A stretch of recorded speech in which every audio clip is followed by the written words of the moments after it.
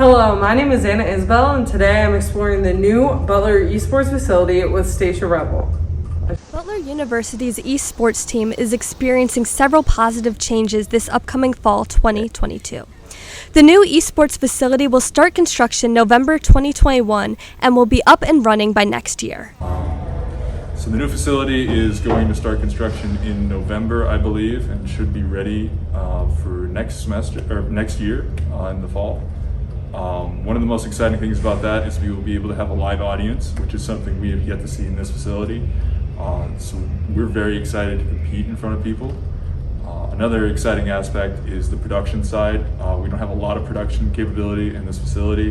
Located in the Sunset Avenue parking garage, the 7,500 square foot space will provide a cafe, studio, production room, co-working spaces, and more.